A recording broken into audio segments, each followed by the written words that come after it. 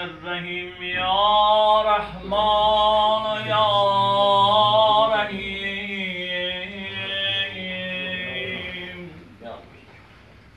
آن را که حضرت سامن کرم دهد، دنیا آخرت دهد آن را که کم دهد. فرمود می شود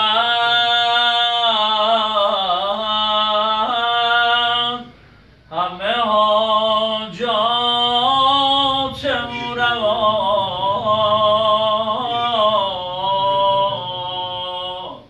هر کس مرا به جان جوادم قسم دهد یا امام رضا. وقتی به توس جا به کنار تو می کنم، احساس قرب حق به جوار تو می کنم. بر 11 امام چو دلتنگ می شوم، می آیم و طواف مزار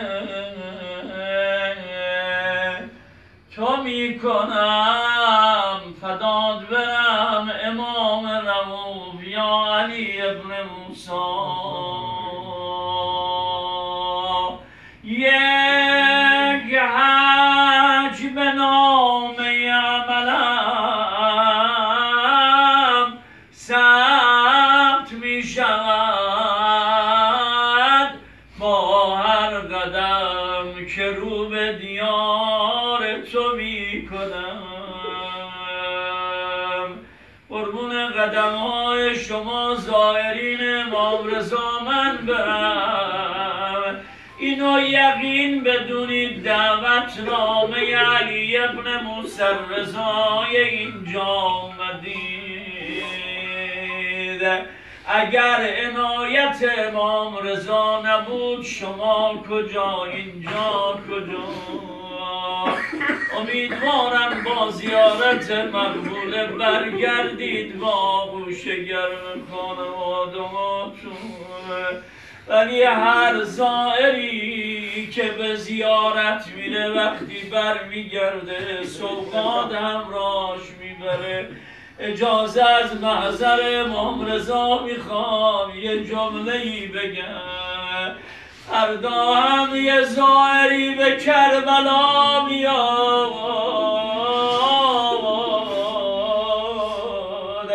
ولی زائر بدنهاشون کبود شده، پا پرآبله. یه جمله‌ای گفت بی بی زینب، صدا زد حسین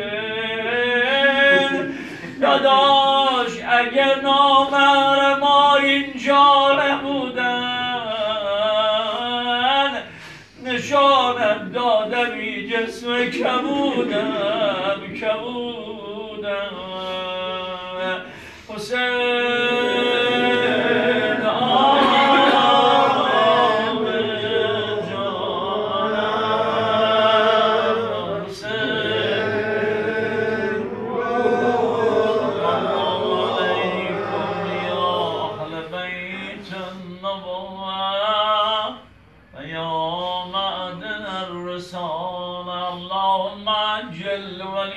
الفرج والعافية والناس ومد في عمره وزين الأرض بطول بقائه حوائجمون برآورده به خیر گردان امواتمون شهدای عزیزمون امام شهدا درجاتشون عالیست متعالی فرما رهبر عزیزمون در پناه امام زمان یاری کن عاقبت امر ما و نسل ما رو ختم به خیر گردان بر محمد و اهل بیت محمد صلوات